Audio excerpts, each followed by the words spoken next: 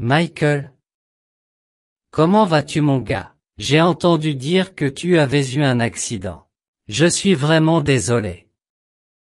Salut, Tony. Eh bien, en fait, je n'ai pas eu d'accident. Ce qui s'est passé, c'est que... Tu sais que tu peux me le dire. J'ai aussi menti une fois pour arriver plus tard que d'habitude. Ce n'est pas la même chose. Je ne sais pas. J'ai honte de vous dire ça. Quoi? Pourquoi aurais-tu honte? Allez. Nous sommes amis, tu peux me le dire. Bien. Je te le dirai. Je n'ai pas eu d'accident. Je suis allé chez un psychologue. Chez un psychologue? Mais pourquoi? Ce qui s'est passé? Êtes-vous d'accord? Non, je ne vais pas bien. Tu te souviens que je me suis senti malade la semaine dernière? Je suis parti plus tôt. Oui, bien sûr. Vous êtes allé voir un médecin. Ou êtes-vous aussi allé chez un psychologue à l'époque? Non, non. Je suis allé chez le docteur. J'avais mes défenses baissées. Mais il m'a aussi dit que je devais aller chez le psychologue, alors j'y suis allé.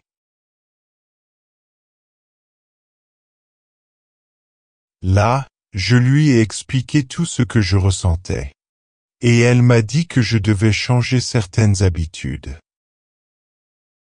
Changer certaines habitudes? Je ne comprends pas. Pourquoi dois-tu changer de vie? Je me sentais malade parce que mes défenses tombaient. Parce que j'ai de très mauvaises habitudes. Alors maintenant, je suis déterminé à changer de vie. Je me sens mieux maintenant. Ouais, je me sens beaucoup mieux maintenant que je te l'ai dit. Je veux changer ma vie et mes habitudes. Je ne comprends vraiment pas. Ah! Pouvez-vous m'expliquer davantage à ce sujet? Bien sûr. Les habitudes sont des bons et des mauvais comportements que vous répétez sans y réfléchir sérieusement.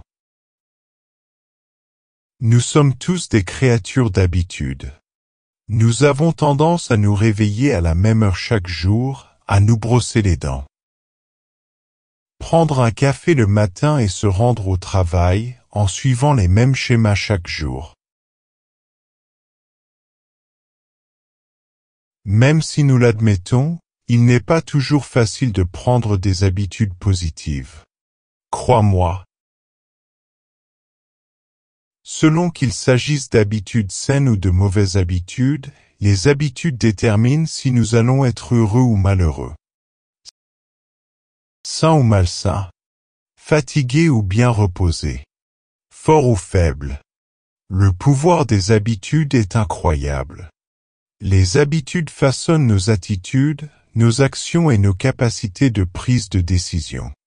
Et ils affectent tous les aspects de notre vie. Maintenant, il est important de savoir quelle est la différence entre les habitudes et les routines. La principale différence entre une habitude et une routine est la conscience. Ce sont deux actions régulières et répétées. Mais si les habitudes fonctionnent en pilote automatique, les routines sont intentionnelles. C'est ça le truc. Les routines nécessitent une pratique délibérée, sinon elles finiront par disparaître. Mais une habitude se produit sans aucune réflexion consciente. Pour qu'une routine se transforme en habitude, le comportement devra être adopté avec peu ou pas de réflexion. Par exemple, disons que vous ajoutez du jus vert à votre routine matinale. Si un jour tu te réveilles Et faire du jus vert sans y penser, vous pouvez considérer cela comme une habitude. Il existe de nombreuses façons de développer de bonnes habitudes, mais je vous le dirai plus tard. Je vais d'abord vous donner quelques exemples de bonnes habitudes. Le premier serait planifier vos repas. Cela vous aidera à économiser du temps et de l'argent à long terme. Réservez du temps, puis asseyez-vous et réfléchissez à vos objectifs et à vos besoins. Voulez-vous perdre du poids? Réduire votre consommation de sucre, de matières grasses ou de glucides, ajouter des protéines ou des vitamines. La préparation des repas vous permet de garder le contrôle. Vous savez ce que vous mangez et quand. Il sera d'autant plus facile d'éviter ces beignets dans la salle de repos au travail. Boire beaucoup d'eau. Cela peut faire tellement de bonnes choses pour vous. Rester hydraté est en tête de liste. Mais cela peut aussi vous aider à perdre du poids. Une autre raison d'opter pour H2O? Les boissons sucrées sont liées à l'obésité et au diabète de type 2. Si vous n'êtes pas fan de l'eau claire, ajoutez de la saveur avec des tranches d'orange, de citron vert, de pastèque ou de concombre. Quoi d'autre? Oh, faites une pause d'exercice. Vraiment important. Ne vous contentez pas de prendre une autre tasse de café. Levez-vous et bougez. Faites des fentes ou des étirements profonds. C'est excellent pour votre corps et votre esprit. Seulement 30 minutes de marche 5 fois par semaine peuvent aider à lutter contre le blues. Et si vous ne pouvez pas faire ces minutes en une seule fois, de courtes rafales sont également utiles. Aussi, passez hors ligne. Vous consultez beaucoup vos emails et vos réseaux sociaux? Bien sûr. Les dernières mises à jour de vos amis et de votre famille sont à portée de clic, mais dites-moi quelque chose. As-tu vraiment besoin de voir des photos du dernier repas de ton cousin? Laissez-le attendre jusqu'au matin. Fixez une heure pour vous déconnecter et poser le téléphone. Quand vous réduisez le temps passé devant un écran,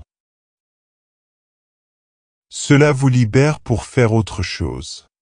Promenez-vous, lisez un livre ou aidez votre cousin à couper des légumes pour son prochain grand dîner. Quoi d'autre? Oh, apprends quelque chose de nouveau. De nouvelles compétences aident à garder votre cerveau en bonne santé. Inscrivez-vous à un cours de danse ou à un atelier d'écriture créative. Mieux encore, maîtrisez une nouvelle langue. Le travail mental nécessaire peut ralentir les signes du vieillissement et même retarder les effets de la maladie d'Alzheimer. Ne fumez pas. Si vous vous allumez, arrêtez. C'est un grand pas vers une meilleure santé. Votre corps se répare rapidement.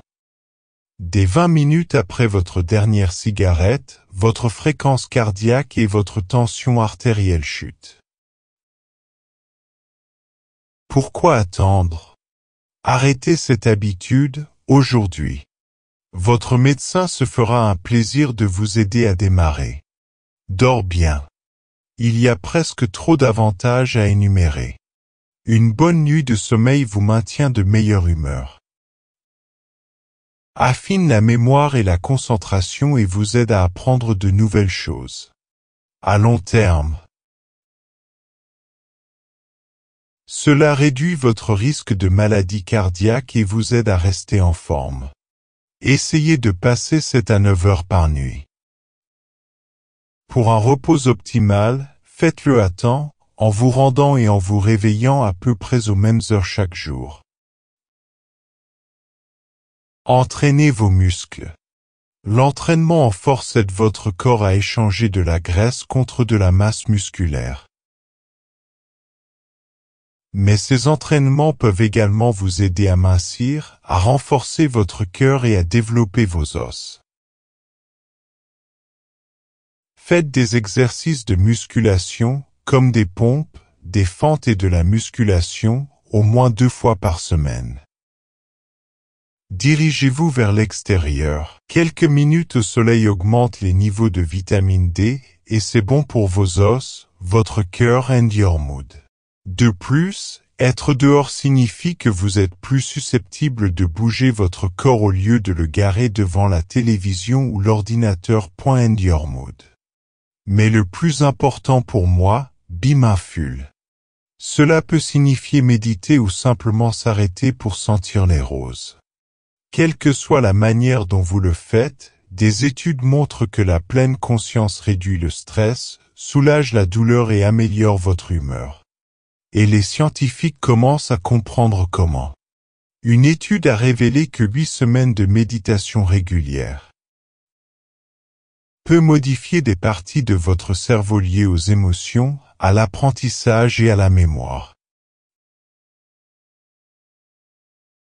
Même faire la vaisselle peut être bon pour votre cerveau, à condition que vous le fassiez en toute conscience. Oh, mon Dieu! C'est trop tard. Nous devons retourner au travail maintenant. Ce que tu viens de dire. C'était vraiment intéressant. Mais je veux savoir comment développer ces habitudes. Et je peux vous dire comment, mais peut-être dans une prochaine vidéo. Seulement si nos abonnés veulent savoir comment prendre de bonnes habitudes.